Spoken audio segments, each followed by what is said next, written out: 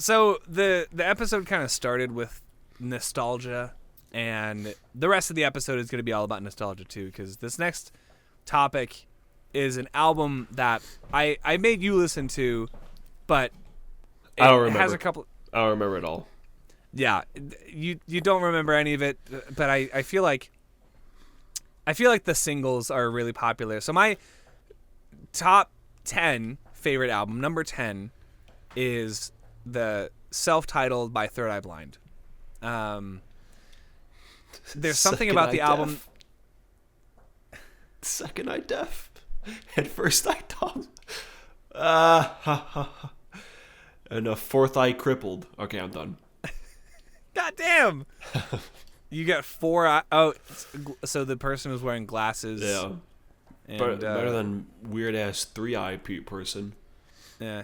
Hey, don't make fun of Tien Shinhan like that. All right. He deserves love just like everyone else. Tien's a punk bitch. Hey! You know what pissed me off at the end of whatever arc that was, where he was like, all right, well, you're probably never going to see me again after they defeated whoever. And Tien was like, yeah, you're probably never going to see me again. Like, all right, dude, fuck you then. You ain't going to write? If one of my friends was like, if we like beat a hard game or whatever, and like, all right, well, you're probably never going to hear from me again, I'd be like, fuck you. Fuck you. I think it's a little... okay, so I think that must have been at the end of the Boo saga, maybe? I don't know. I have no idea, but it's the last scene Tien is in. Yeah. Well, because I know he was in the Boo saga at some point, but like, you have to imagine, one, Akira Toriyama probably didn't plan on writing anything past Dragon Ball Z, That so he was like... that pisses me off, man.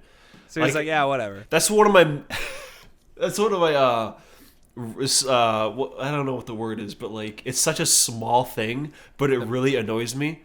Like a pet peeve. Like, all of them are like that. Like, every time like a saga ends, and then when the next one begins, where they like see someone again, it's like, oh, I haven't seen you in like 10 years. Come on, bro. You can't write. You can't call them, hang out. What do they do all the time? Train. Come on, bro.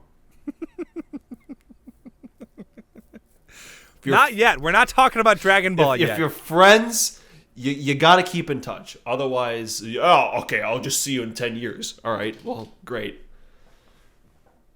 Anyway. That's a very sweet message. It's enough about Tien and friendships and Dragon Ball. Yeah, save that for about like 20 minutes from now. So Third Eye Blind is so quintessentially 90s sounding to me.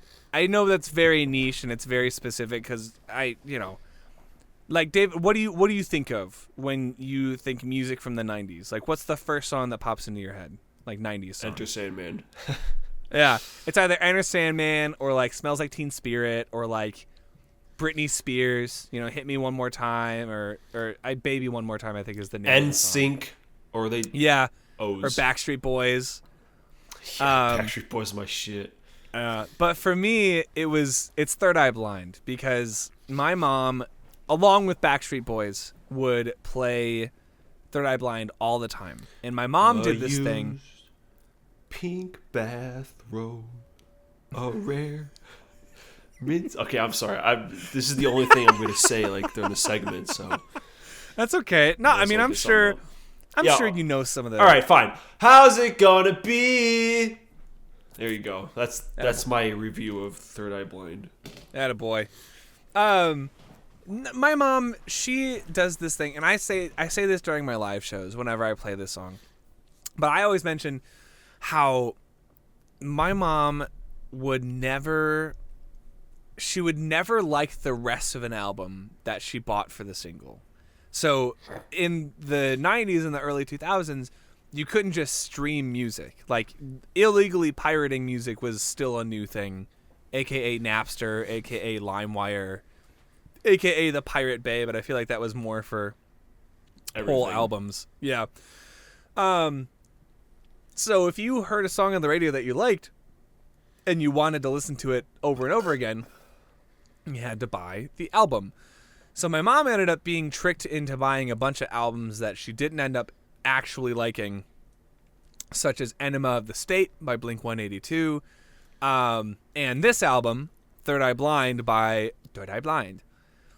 And it wasn't until years later that I discovered the rest of the album because I borrowed it from my mom, and she didn't know, but it's not like she was going to listen to it anyway, right? And I recognized How's It Gonna Be. I recognized Jumper from that one scene in Yes Man. I recognized Semi-Charmed Life because it was fucking everywhere. The one where he sings about crystal meth. I don't remember. Yeah, no one remembers that part. Jesse, we've got to listen to Third Eye Blind. Bitch. Yo, for what, Mr. White? You ever hear of iPods? Man, I don't fucking know, man. Whatever. I'm crazy. No, that was good. I'm that crazy.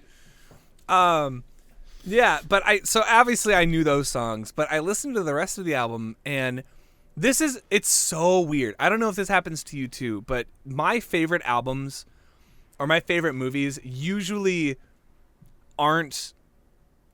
I mean, like when the first time I listen to an album that ends up on my top 10, sometimes it's really easy for me to be like, that was a really good album. But sometimes I listen to an album for the first time and I'm like, yeah, it's not, it's okay. But then there's like one song that brings me back, and then I listen to the whole thing again and I'm like, this is getting better. And then, 5 listens in or whatever, you're like, this is an amazing album. This is really good. Yeah, that's pretty much how it goes. Especially even a couple on my top 10. Yeah. Where like there was one, and then you listen to it again, and then it just slowly grows on you. Yeah. That's why there's a quote that I think Donkey used in one of his videos from Jay-Z, and he was talking about how some of these review aggregates, some of these outlets that put out reviews for albums, they'll do it like the day the album comes out, or they'll do it after listening to the album once. And it's like, I give it like 2 days. Yeah. Well, it's like sometimes albums, like your true opinion of an album is different from your first impression, right? So it's like, but for the rest of time, these reviews on these websites are going to stay the same, even if the person who did the review ends up thinking something differently about the album years later. And vice versa is the same too, where like sometimes you listen to an album and you think you really like it, and then you listen to it again, a year later, and you're like, yeah, this doesn't hold up. Like, I loved the shit out of Sonic Highways the first time I heard it, and I listened to that shit all the time. And then a year later, I was like, it's easily the worst Foo Fighters album. Like, it's not that good. Yeah, but man, one of the opposite happens, dude. Like, you remember that Genesis song I showed you, Firth the Fifth? Yeah. With the stupid ass Phil Collins hitting his head with the tambourine. Yeah. I don't know what it is, but like I did my Genesis video and I mentioned it, but I just mentioned it as like just a highlight. Yeah. And then something made me listen to it again, and I swear to God, I think that might be the best song I ever heard now. I think you said that in I was watching one of your videos where you said that same thing. I have goosebumps for half of the song, and it's 9 minutes. Yeah. 4 straight minutes. I'm just like, this is incredible. This is like legit though. Which is nuts. Because like, it's a fucking masterpiece. The human brain is so weird. And the first time I listened to Third Eye Blind, I didn't think anything much of it, but I remember the hits because I was like, I listened to these as a kid. And then the more and more I listened to the album, which I would do pretty often because at that time I was driving back and forth to Decatur, Illinois for school whenever I would go home for a break or something. So I had 2.5 hours every time I drove to school or from school and no internet. Because you're driving through soy fields and cornfields and stuff, so I had to listen to CDs. I couldn't listen to Spotify or YouTube or anything, so I would listen to these albums over and over again on a loop. And Third Eye Blind was consistently one of those albums because I wanted to listen to How's It Gonna Be. And then I was like, Motorcycle Drive-By is also a really good song. And then I was like, Graduate is a really good song. And there are now almost every single one of those songs I can, and there are like 14 on that album, and I usually don't like albums that have more than like 12 songs. I think it's a little overkill. But the reason why it's at number 10 and not higher for me is precisely that. It's a little long. Not every song is great. Almost every song I really like. But also I feel like it represents it, objectively speaking. Like, it's a good album, but I think I like it more only because I grew up with some of the songs.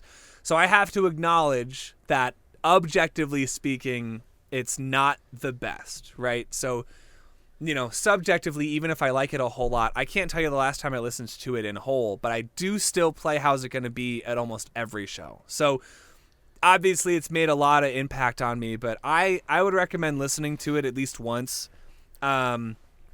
It's a really good rock record. It's not hard rock. It's not exactly pop either. It kind of lays somewhere in between, where there's a lot of really catchy melodies, but there are also some really good jammy parts, and there are some cool guitar tones sprinkled throughout. I think I really like the song London. It feels like it's a very fast-paced, like punky song almost. Motorcycle Drive By is a really cool acoustic song that ends up building into this, it crescendos into this big, bombastic full band thing, and then it quietly and quickly, gets quieter again towards the end. And I've implemented that exact writing style into some of my songs, so I can't ignore how fundamentally this has affected me as a musician, this album. So that's why it goes in my top 10, but it's not any higher than number 10. Still, give it a listen, or just come out to one of my shows and listen to me play How's It Gonna Be. Follow me on Instagram, you lovely people. How's it gonna be? I'm trying to remember how it goes. I'm sure if I heard it, I'd know, but yeah, I have nothing. I don't remember it, but That's okay.